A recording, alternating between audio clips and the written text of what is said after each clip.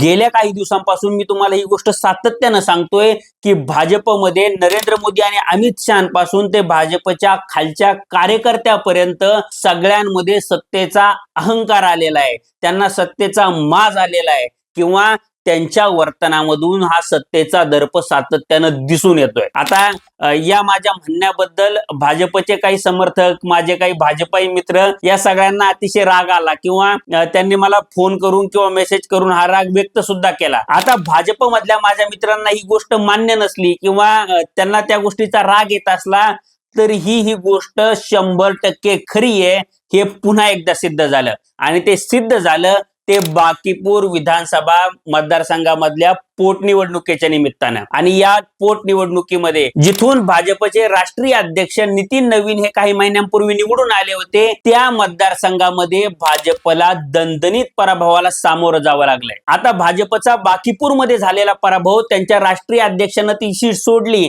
आणि त्यानंतर भाजपचा कोणतरी उमेदवार उभा राहिला आणि त्याचा पराभव झाला इतक्यापुरती मर्यादित नाहीये, तर ही गोष्ट अनेक कंगोरे घेऊन आलेली आहे। म्हणजे विद्यार्थी आंदोलनानंतर बिहारमध्ये झालेली ही पहिली पोटनिवडणूक होती किंवा भाजपनं नितीश कुमारांना केंद्रात नेऊन सम्राट चौधरींना मुख्यमंत्री केल्यानंतर सुद्धा ही पहिलीच पोटनिवडणूक होती आणि त्यामुळं या निवडणुकीचं महत्व हे मोठ्या प्रमाणावर वाढलेलं आहे आणि भाजपला ही निवडणूक म्हणजे एक प्रकारचा संकेत आहे अशा प्रकारे या निवडणुकीकडे बघितलं जात आहे। आणि त्यामुळं भाजपचा या निवडणुकीमध्ये पराभव का झाला हे समजून घेणं महत्वाचं आहे। आता भाजपचा या निवडणुकीमध्ये पराभव नेमका का झाला याची 5 कारणं मी तुम्हाला आज सांगणार आहे आणि ती 5 कारणं समजून घेतल्यानंतर भाजपला सत्तेचा अहंकार आलाय त्यामुळेच भाजपा बाकीपूरमध्ये हारली असं तुम्हाला वाटतं का हे मला तुम्ही कमेंट बॉक्समध्ये सांगा।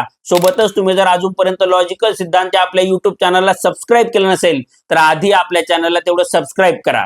नमस्कार, मी सिद्धांत आणि लॉजिकल सिद्धांत आपल्या युट्यूब चॅनलमध्ये तुमचं अगदी मनपूर्वक स्वागत आहे। तर नितीन नवीन हे भाजपचे राष्ट्रीय अध्यक्ष झाले आणि त्यानंतर भाजपनं त्यांना राज्यसभेची उमेदवारी दिली आणि ते राज्यसभेचे खासदार झाले आणि त्यानंतर त्यांची बिहारच्या विधानसभेमधली जी बाकीपूरची जागा होती ती जागा रिक्त झाली आणि त्या जागेवर आता पोटनिवडणूक झाली आणि या पोटनिवडणुकीमध्ये भाजपचा पराभव झाला। भाजपनं ही निवडणूक हँडल करताना खूप मोठे ब्लंडर्स केले आणि त्यातलं पहिलं ब्लंडर म्हणजे भाजपने उमेदवारीच्या वेळी घातलेला घोळ। म्हणजे भाजपनं सुरुवातीला अमितेश कुमार सिन्हा किंवा बंटी कुमार हे नितीन नवीन यांचे अतिशय निकटवर्तीय असलेली व्यक्ती आहेत त्यांना उमेदवारी दिली, पण भाजपच्या वॉशिंग मशीन मधून धुवून आलेले हे व्यक्ती होते। म्हणजे हे आधी आरजेडीचे सदस्य होते आणि काही महिन्यांपूर्वी किंवा काही वर्षांपूर्वी त्यांनी भाजप जॉईन केली आणि भाजपनं त्यांना पवित्र करून घेतलं। आता पवित्र करून कसं घेतलं, कारण हे बंटी कुमार हे चारा घोटाळ्यामध्ये म्हणजे ज्या चारा घोटाळ्यासाठी लालू प्रसाद यादव यांना शिक्षा झाली त्या चारा घोटाळ्यामधले आरोपी होते आणि हे आरोपी असल्यामुळं विरोधी पक्षांनी बंटी कुमार यांच्यावर टीकेची झोड उठवली आणि चारा घोटाळ्यातल्या आरोपीला तुम्ही उमेदवारी दिली अशा प्रकारे त्यांच्यावर टीका व्हायला लागल्यानंतर भाजपनं अचानकपणे ही उमेदवारी बदलली आणि त्यांनी नीरज कुमार या व्यक्तीला उमेदवारी दिली। आता नीरज कुमार यांचा ग्राउंडशी कनेक्ट तेवढासा नीटपणे नव्हता आणि त्यामुळं ते मतदारांशी नीटपणे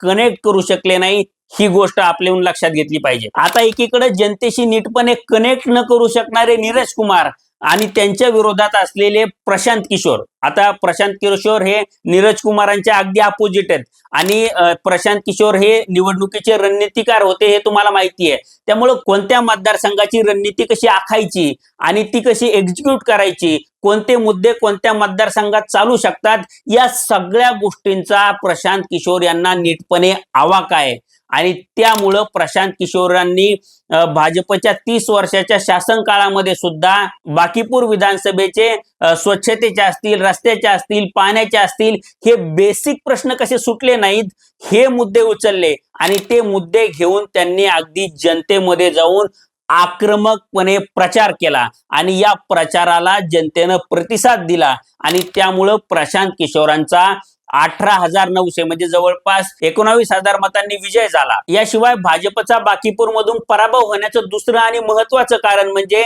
बाकीपूर हा शहरी मतदारसंघ आहे आणि तिथं जे मतदार आहेत ते बहुतांशी मतदार हे व्यापारी मतदार आहेत आणि व्यापारी मतदारांमध्ये भाजपची चांगली पकड असते. म्हणूनच 30 वर्ष नितीन नवीन या मतदारसंघामधून निवडून येत होते. पण नितीन नवीन यांनी राजीनामा दिल्यानंतर हे व्यापारी मतदारांसाठी बाहेरच पडले नाहीत आणि त्यामुळं त्याचा फायदा प्रशांत किशोर यांना झालेला आपल्याला बघायला मिळतोय. यासोबतच प्रशांत किशोर यांच्या बाकीपूर मधल्या विजयाला कारणीभूत ठरलेली तिसरी आणि महत्वाची गोष्ट म्हणजे बाकीपूर मधली जातीय समीकरण. म्हणजे एकंदरीतच बिहार मधली जी जातीय समीकरण आहेत त्याचा जर तुम्ही नीटपणे अभ्यास केला तर तुमच्या ही गोष्ट लक्षात येईल की सवर्ण मतदार हे भाजपला मतदान करतात, मुस्लिम आणि यादव मतदार हे आरजेडीला मतदान करतात आणि ओबीसी मधला मोठा चंक असलेले इतर मतदार म्हणजे कुर्मी असतील किंवा इतर समाज घटक असतील हे नितीश कुमारांना मतदान करतात आणि हा पॅटर्न बिहारमध्ये सेट झालेला आहे. पण या पोटनिवडणुकीमध्ये प्रशांत किशोर यांना ऍडव्हान्टेज मिळाला आणि बाकीपूर मधल्या मुस्लिम मतदारांनी आणि काही प्रमाणात यादव मतदारांनी प्रशांत किशोर यांच्या पाठीशी उभं राहणं पसंत केलं आणि आरजेडी कडून फुटलेल्या या मुस्लिम आणि यादव मतांच्या जोरावर प्रशांत किशोर यांनी निर्णायक आघाडी घेतली आणि ते या मतदारसंघामधून निवडून आले. याशिवाय भाजपच्या बाकीपूर मधल्या पराभवाला कारणीभूत ठरलेली महत्वाची गोष्ट म्हणजे विद्यार्थ्यांचं आंदोलन. म्हणजे जंतर मंतरवर विद्यार्थ्यांचं आंदोलन झालं, त्यांच्यावर लाठीचार्ज झाला. पण जंतर मंतर नंतर सर्वाधिक आक्रमक आंदोलन कुठं झालं असेल तर ते झालं बिहारमध्ये. म्हणजे बिहारमध्ये विद्यार्थ्यांनी अतिशय मौज करत किंवा वॉटर कॅननच्या पाण्यामध्ये त्यांनी डान्स करत म्हणजे रेन डान्स करत आंदोलन केलं आणि पोलिसांनी त्यांच्यावर लाठीचार्ज केला. काही ठिकाणी तर AK-47 ने सुद्धा विद्यार्थ्यांवर गोळीबार झालेला तुम्ही बघितला असेल आणि या गोष्टीची मोठ्या प्रमाणावर कॉन्ट्रोवर्सी सुद्धा निर्माण झालेली तुम्ही बघितली असेल. आणि विद्यार्थ्यांच्या या आक्रमक आंदोलनामुळे विद्यार्थ्यांचा आणि विशेषतः जेनझींचा सरकारच्या विरोधात मोठ्या प्रमाणावर रोष होता.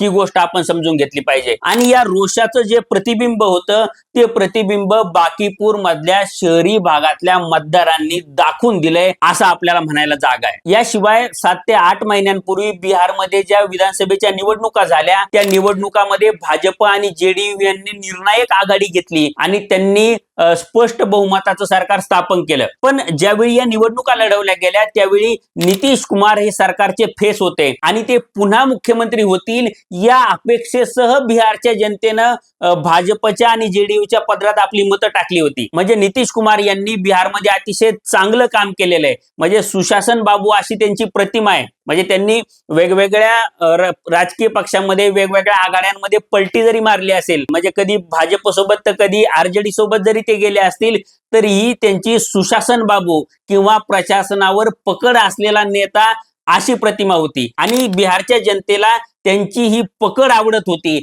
आणि त्यामुळं त्यांनी नितीश कुमार यांच्या चेहऱ्यावर मतं दिली. पण भाजपनं काही महिने नितीश कुमारांना मुख्यमंत्रीपदी ठेवलं आणि त्यांना अचानकपणे बदललं आणि त्यांना राज्यसभेची उमेदवारी दिली, त्यांना राज्यसभेवर खासदार केलं आणि त्यानंतर सम्राट चौधरी यांना मुख्यमंत्रीपदी बसवलं. पण सम्राट चौधरी हे अतिशय वादग्रस्त मुख्यमंत्री आहेत. म्हणजे त्यांच्या शिक्षणाबद्दल, त्यांच्या डिग्रीबद्दल, त्यांच्या गुन्हेगारी पार्श्वभूमीबद्दल या सगळ्या गोष्टीबद्दल प्रशांत किशोर यांनी एक्सटेन्सिव्हली प्रचार केलेला आपल्याला बघायला मिळाला आणि त्या प्रतिमेचा सुद्धा भाजपला तोटा झालाय. ही गोष्ट आपण समजून घेतली पाहिजे. या व्यतिरिक्त बाकीपूर मधून भाजपचा पराभव होण्यामागचं सर्वात मोठं कारण जे की मी तुम्हाला आधी सांगितलं ते कारण म्हणजे भाजपच्या नेत्यांना आणि कार्यकर्त्यांना आलेला सत्तेचा माज. म्हणजे बाकीपूर मधून आम्ही कुत्र्या मांजराला जरी उभं केलं तरीही भाजपच्या चिन्हावर निवडून आणू शकतो असा अहंकार भाजपच्या नेत्यांमध्ये होता आणि भाजपच्या नेत्यांनी ही गोष्ट बोलून सुद्धा दाखवली. म्हणजे हम कुत्ता बिल्ली को भी खडा करेंगे तो भी जीत के आएंगे असा अहंकार भाजपच्या अनेक नेत्यांनी बोलून दाखवला आणि हा माज, हा सत्तेचा दर्प किंवा सत्तेचा अहंकार बिहारच्या आणि विशेषतः बाकीपूरच्या जनतेनं ठेचून काढलाय. हे आपण लक्षात घेतलं पाहिजे. आता यातून भाजपनं नीटपणे संदेश घेऊन नम्रता बाळगली नाही किंवा हा सत्तेचा माज, सत्तेचा अहंकार कमी केला नाही आणि ते जनतेशी अशाच प्रकारे म्हणजे उद्दामपणे वागत राहिले तर भाजपच्या पतनाची ही सुरुवात असेल हे आपण लक्षात घेतलं पाहिजे. आता हे सगळं विश्लेषण ऐकल्यानंतर किंवा हे सगळे मुद्दे बघितल्यानंतर भाजपच्या पराभवाला नेमकी कोणती गोष्ट सर्वाधिक कारणीभूत ठरली असं तुम्हाला वाटतं हे मला कमेंट बॉक्समध्ये सांगा. हा व्हिडिओ आवडला असेल तर व्हिडिओला लाईक करा आणि असेच नवनवीन व्हिडिओ पाहण्यासाठी लॉजिकल सिद्धांत आपल्या युट्यूब चॅनलला सबस्क्राईब करायला विसरू नका. धन्यवाद.